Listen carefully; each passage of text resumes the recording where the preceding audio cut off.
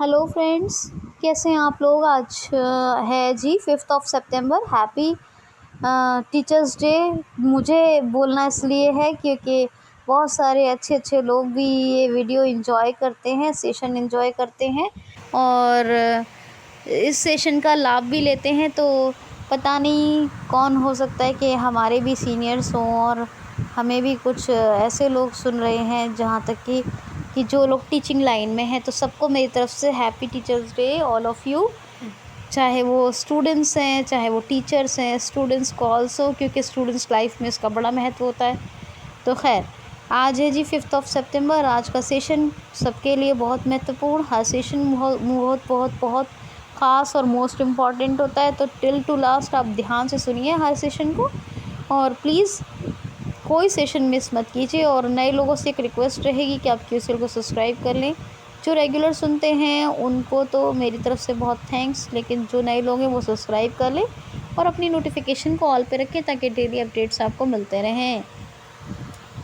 पहला क्वेश्चन लेते हैं। हाल ही में इंटरनेशनल, यानी कि इंग्लिश में बताती हूँ, इंटरनेशनल वल्चर अवेयरनेस डे कब मनाया गया है। तो ये मनाया गया है 4 सितंबर को, अंतर्राष्ट्रीय गिद्ध जागरूकता दिवस। यानी कि गिद्ध को क्या कहते हैं, गिद्ध जो होते हैं, गिद्धों को कहते हैं वल्चर। गिद्ध को वल्चर, वल्चर्स यानी गिद्धों, यानी प्लूरल हो गया, प्लूरल हो गया। तो प्लूरल हो जो है वो क्या है, गिद्धों को, यानी अंतर्राष्ट्रीय स्तर पर गिद्धों के प्रति जागरूकता दिवस। गिद्ध जो एनवायरनमेंट में काम करते हैं, पर्यावरण को साफ़ सुथरा रखने का। साफ़ सुथरा क्या होता है, जो सड़ी गली चीज़ें होती हैं वो सभी लोग खा लेते हैं, तो उससे क्या होता है, एनवायरनमेंट साफ़ सुथरा हो जाता है। तो जो भी कुदरत ने बनाया है वो एनवायरनमेंट के लिए कहीं ना कहीं उसका कुछ फ़ायदा तो है ही। तो इसीलिए इंटरनेशनल वल्चर्स अवेयरनेस डे मनाया जाता है 4 सितंबर को। ये 4 को इसलिए मनाया गया है क्योंकि जो गिद्ध, ये जो शनिवार है वो इस बार 4 सितंबर को पड़ा था। और ये हमेशा अंतर्राष्ट्रीय गिद्ध जागरूकता दिवस कब मनाया जाता है, सितंबर के फर्स्ट सैटरडे को, यानी पहले शनिवार को। तो पहला शनिवार कब पड़ा सितंबर का, 4 सितंबर को। तो 4 सितंबर को, तो आपको क्या याद रखना है कि 4 सितंबर को तो मनाया गया था क्योंकि सैटरडे पड़ गया था 4 का। जो अंतर्राष्ट्रीय गिद्ध जागरूकता दिवस है ये असल में मनाया जाता है कब, पहले शनिवार को। किसके पहले शनिवार, सितंबर के पहले शनिवार, फर्स्ट सैटरडे ऑफ सितंबर को। तो ये अपने माइंड में बिल्कुल बात रखिएगा। नेक्स्ट क्वेश्चन है, हाल ही में अभी किस हाई कोर्ट ने केंद्र को ये आदेश दिए हैं कि गाय को राष्ट्रीय पशु घोषित किया जाए। यानी कि इसको ऐसे ले लेते हैं, हाल ही में किस हाई कोर्ट ने केंद्र को गाय को राष्ट्रीय पशु घोषित करने के लिए कहा है। गाय को राष्ट्रीय पशु घोषित, यानी नेशनल एनिमल, याद रखिएगा, स्टेट नहीं, नेशनल एनिमल। तो सेंट्रल गवर्नमेंट को ये इलाहाबाद हाई कोर्ट ने कहा है कि काऊ को नेशनल एनिमल घोषित कर दिया जाए। क्यों? क्योंकि गाय जो है एक तो भारतीय संस्कृति का प्रतीक रही है ना, जुड़ी हुई रही है भारतीय संस्कृति से। दूसरी बात ये कि जो हमारे यहाँ कॉन्स्टिट्यूशन में आर्टिकल 48 है उसमें गाय और उसकी नस्ल के दुधारू पशु जो है उनके संरक्षण का प्रावधान भी है। तो इसीलिए जो इलाहाबाद हाई कोर्ट है, कौन है यहाँ के चीफ जस्टिस, मैंने बताया है आपको, याद करें। और उन्होंने कहा है कि, यानी हाई कोर्ट ने कहा है कि सेंट्रल गवर्नमेंट से कि गाय को अगर नेशनल पशु घोषित किया जाए, मतलब गाय को नेशनल पशु घोषित किया जाए, ये कहा है। तो चाहे आप इसको सलाह कहिए या मतलब एक ऑर्डर कह लीजिए, ऑर्डर तो खैर नहीं कह सकते, ऑर्डर नहीं कह सकते, मगर कहा है, ठीक है, हाई कोर्ट ने ये कहा है। तो ये बात है। तो ये गाय अब नेशनल एनिमल बन जाएगा, अभी तो हाई कोर्ट ने कहा है, तो आपको ये याद रखना है। नेक्स्ट क्वेश्चन है, हाल ही में अभी किस राज्य सरकार ने सड़कों को गड्ढा मुक्त करने का अभियान शुरू करने की घोषणा की है। तो कम से कम ये शुरू तो हुआ, कम से कम इतना तो हुआ तो ये जी उत्तर प्रदेश सरकार ने कहा है कि ठीक है, सड़कों को गड्ढा मुक्त किया जाएगा। बहुत गड्ढे हैं यूपी में, सड़कों पर बहुत ही ज़्यादा गड्ढे हैं, तो गड्ढा मुक्त करने की घोषणा कर दी है। अब कम से कम ये बात सुनने को मिली है, जो लोगों के लिए बड़ी खुशी की बात है। और ये अभियान शुरू होगा 15 सितंबर से। तो सड़कों को गड्ढा मुक्त करने का अभियान शुरू होगा 15 सितंबर से, और ऐसी घोषणा की है हमारी प्यारी उत्तर प्रदेश सरकार ने, क्योंकि बहुत लोग परेशान होते थे। अक्सर सुनने को मिलता था रोड्स पे बहुत गड्ढे हैं, बहुत गड्ढे हैं, और पता है एक्सीडेंट्स की भी बहुत ज़्यादा संभावनाएं रहती हैं गड्ढों की वजह से। तो खैर, यूपी में आपको पता है अभी देवबंद में ATS सेंटर बनाया जा रहा है, तो ठीक है। और इसरो ने एक DRDO ने डिफेंस रिसर्च डेवलपमेंट ऑर्गेनाइजेशन ने अभी पिलखुए में फायर सेफ्टी सेंटर बनाने की घोषणा कर दी है। ये बातें आपको याद रखनी है। 5वां सैनिक स्कूल गोरखपुर में बना है, ये 5वां सैनिक स्कूल है। बाबा गंभीरनाथ ऑडिटोरियम और भी कई ऑडिटोरियम बताए मैंने आपको, ये यूपी में बन रहे हैं। यहाँ पर उद्यम योजना, हाँ, और मुख्यमंत्री बाल सेवा योजना, नवीन रोजगार छतरी योजना, बाल श्रम विद्या योजना, तो बाल श्रमिक विद्या या बाल श्रम विद्या योजना, तो ये सब जो है उत्तर प्रदेश के फैक्ट हैं। बनारस रेलवे स्टेशन कर दिया है, अब चेंज करके नाम किसका चेंज किया है, ये मंडवाडी से बनारस रेलवे स्टेशन हो गया है।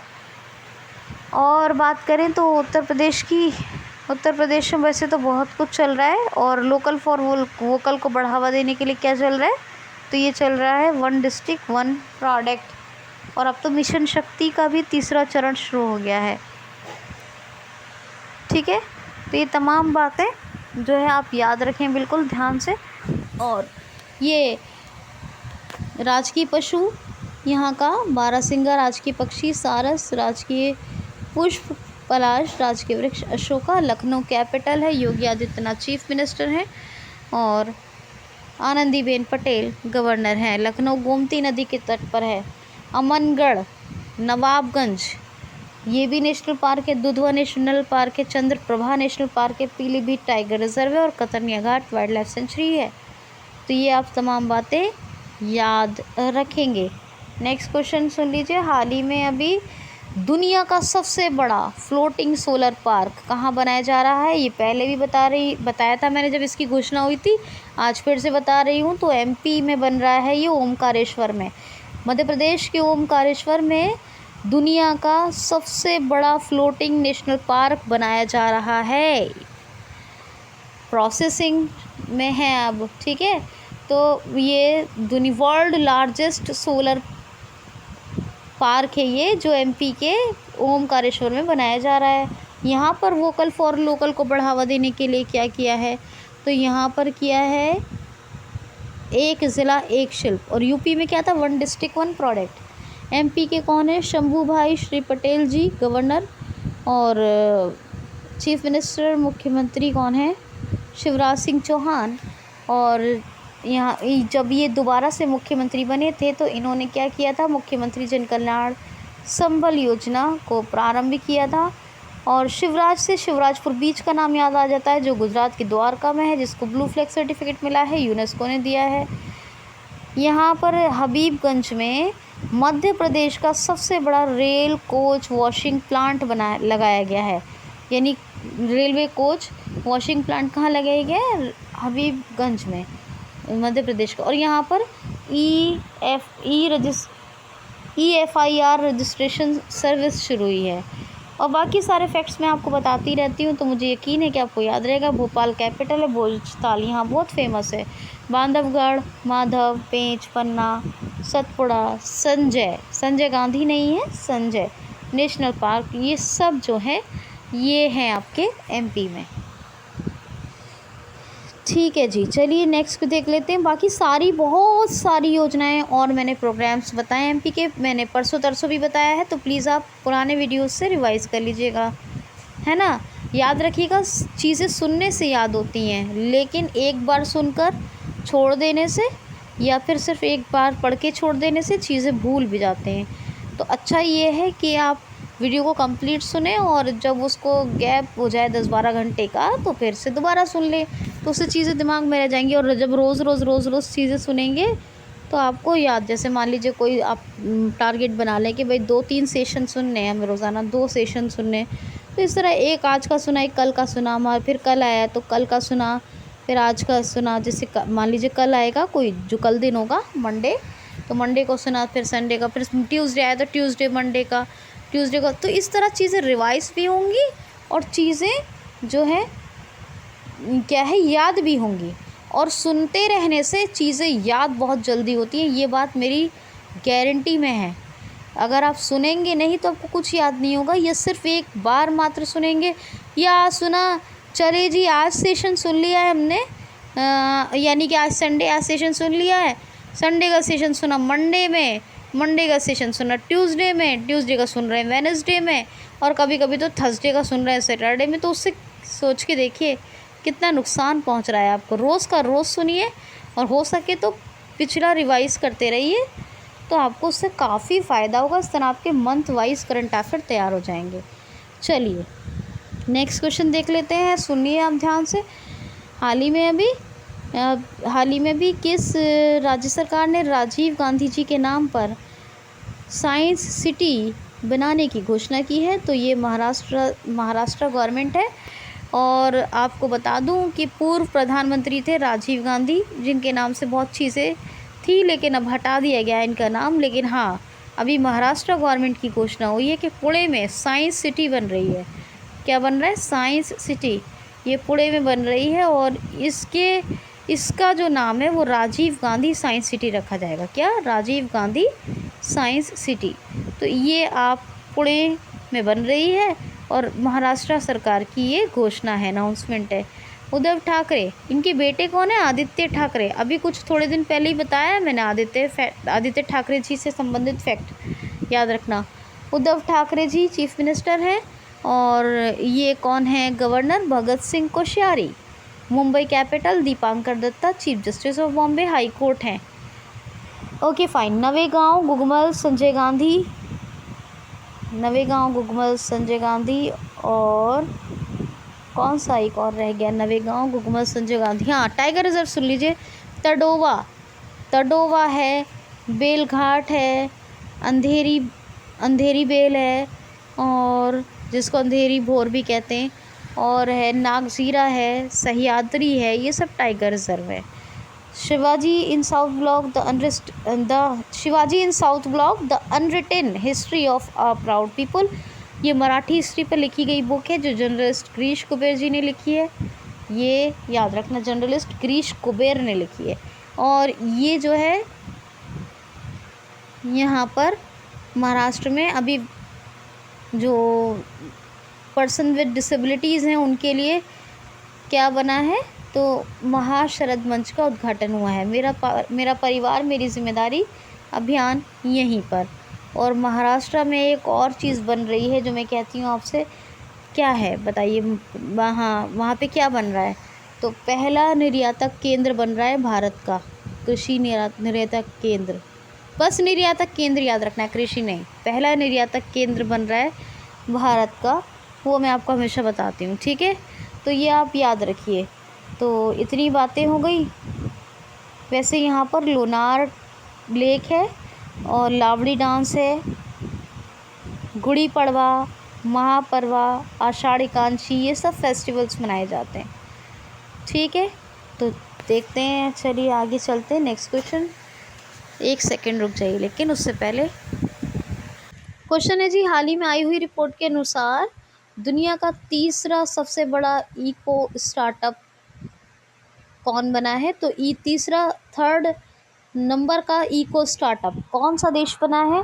तो ये ग्लोबल हुरून इंडेक्स की रिपोर्ट है। ग्लोबल हुरून इंडेक्स यानी रिपोर्ट इंडेक्स है, ग्लोबल हुरून इंडेक्स रिपोर्ट है ये।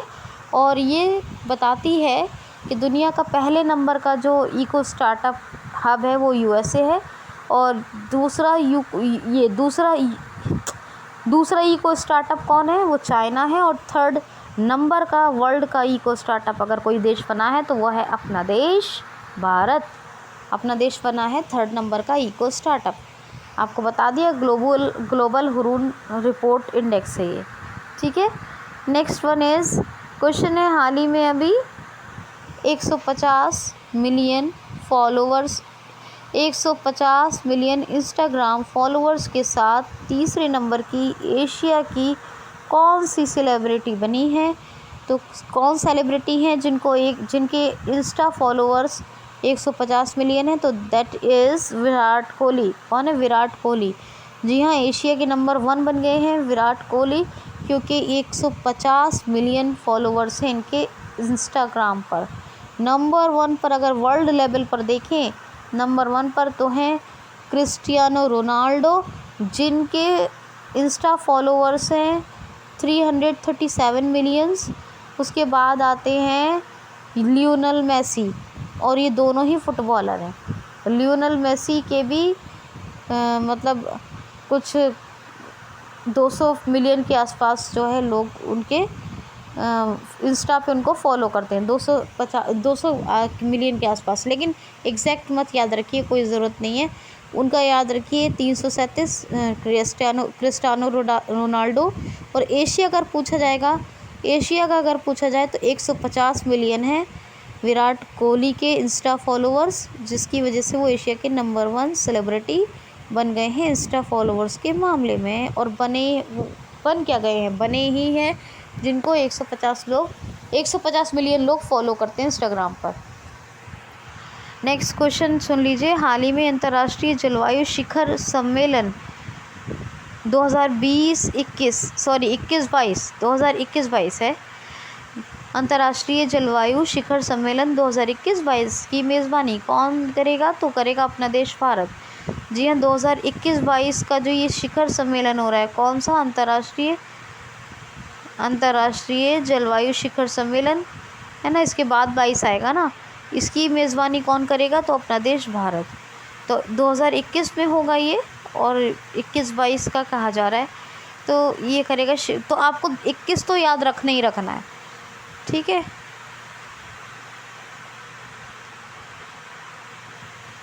तो याद रखना, इसमें जो बड़े बड़े पॉलिसी मेकर हैं, बहुत बड़े बड़े लीडर्स हैं, बहुत बड़े इनोवेटर्स हैं, वो सब पार्टिसिपेट करेंगे इसमें, और अपना देश में भारत जो है वो इसकी होस्टिंग करेगा।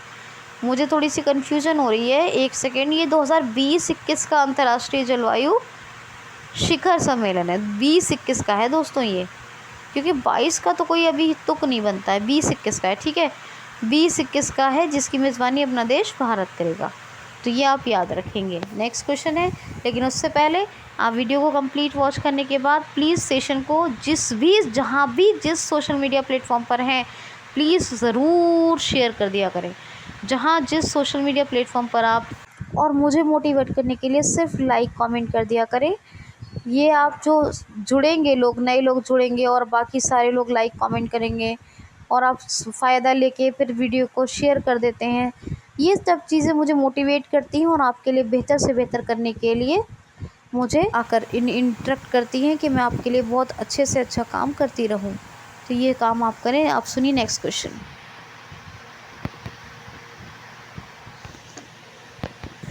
क्वेश्चन ये है जी, हाल ही में अभी किस बैंक ने LIC ने किस बैंक में 4% की हिस्सेदारी ख़रीद ली है? यानी 4% की हिस्सेदारी ख़रीद ली है LIC ने। किस बैंक में? बैंक ऑफ इंडिया में। अब इसी में जो बैंक ऑफ इंडिया में 4% की हिस्सेदारी ख़रीदी है, साझेदारी यानी पार्टनरशिप ख़रीद ली है LIC ने, तो अब LIC की जो पार्टनरशिप हो गई है बैंक ऑफ इंडिया में, वो गई 7.5%। कितनी? 7.5%। अब बात है बैंक ऑफ इंडिया में ख़रीदी है, LIC ने ख़रीदी है, तो इसका हेडक्वार्टर कहाँ है बैंक ऑफ इंडिया का? मुंबई में। और 1906 में इसका इस्टेब्लिशमेंट हुआ। MD एंड CEO का नाम आप मुझे कमेंट बॉक्स में लिखेंगे ज़रूर, मुझे यकीन है। नेक्स्ट क्वेश्चन है, हाल ही में अभी स्पोर्ट्स जॉब कोटा से जॉब्स देने के लिए, नौकरियां देने के लिए किसने नीति में संशोधन करने यानी पॉलिसी में पॉलिसी में चेंज करने की घोषणा की है?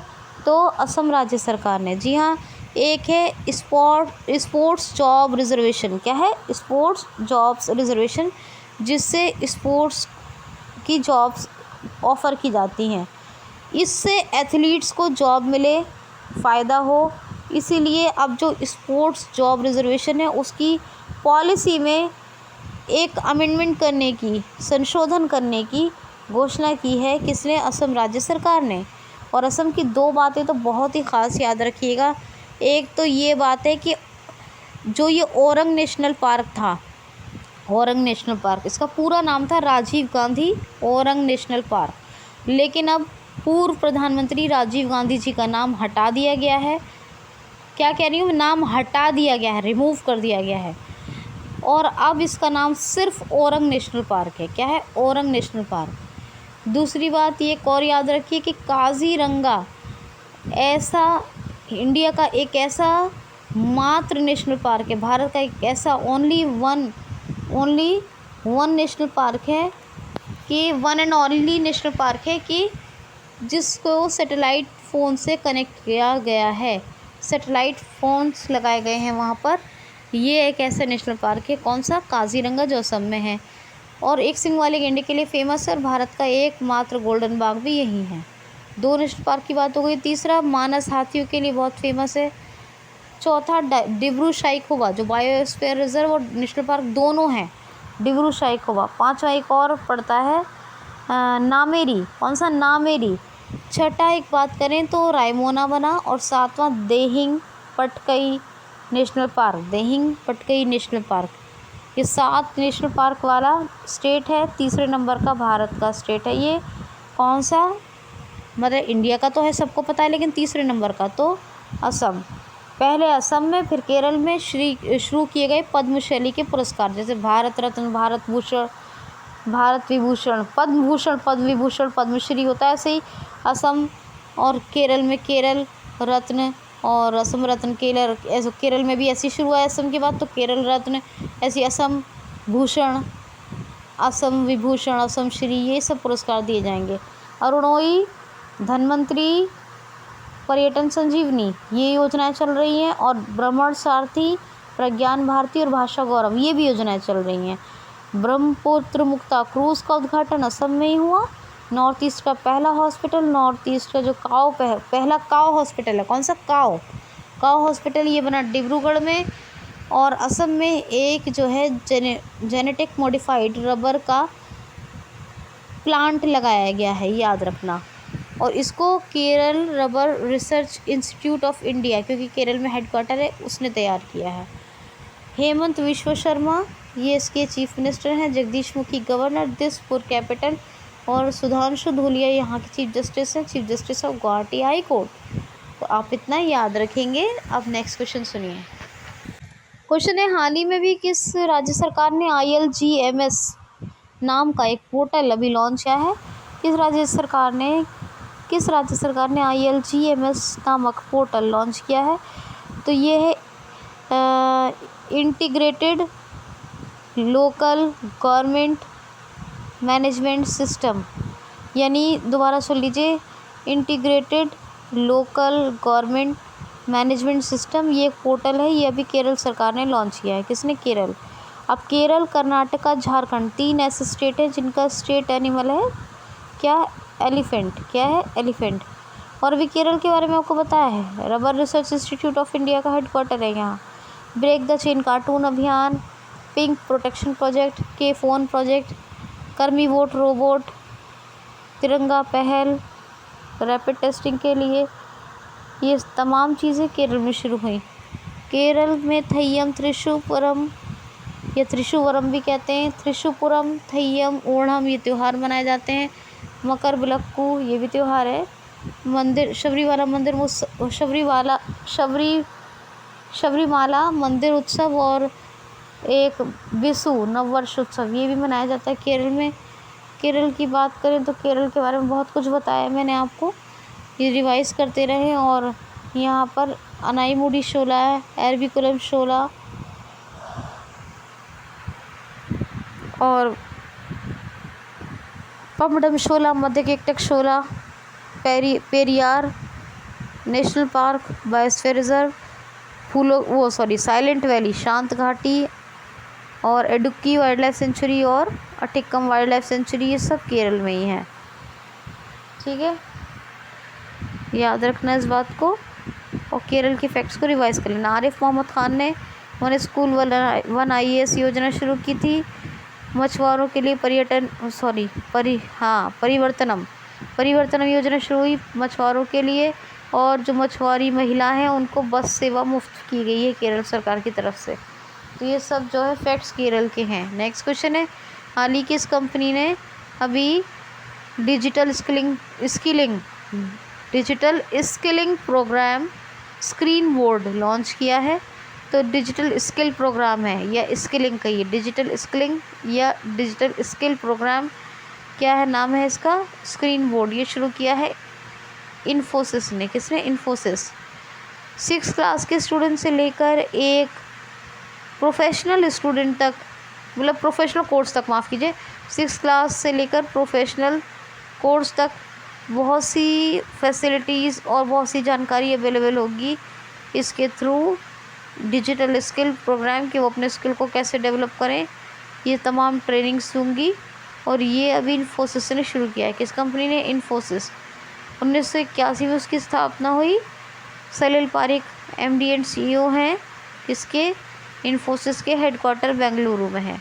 नेक्स्ट क्वेश्चन है, हाल ही में किसने अदर बैकवर्ड कास्ट यानी OBC को 27% का नौकरियों में आरक्षण, OBCs को 27%, 27% का जॉब्स में रिजर्वेशन देने की घोषणा की है? तो मध्य प्रदेश राज्य सरकार ने। OBC को 20% का रिजर्वेशन देगी जॉब्स में। कौन देगी OBC को 27% रिजर्वेशन? तो रिजर्वेशन देगी MP गवर्नमेंट, मध्य प्रदेश राज्य सरकार। आपको पता है संकल्प योजना शुरू हुई यहाँ पर उमरिया डिस्ट्रिक्ट में। निष्ठा विद्युत मित्र योजना शुरू हुई, और झबुआ आदिवासी ज़िले में अभी शुरू हुई दीदी वाहन सेवा। और यहाँ की बात करें तो यहाँ पर जो है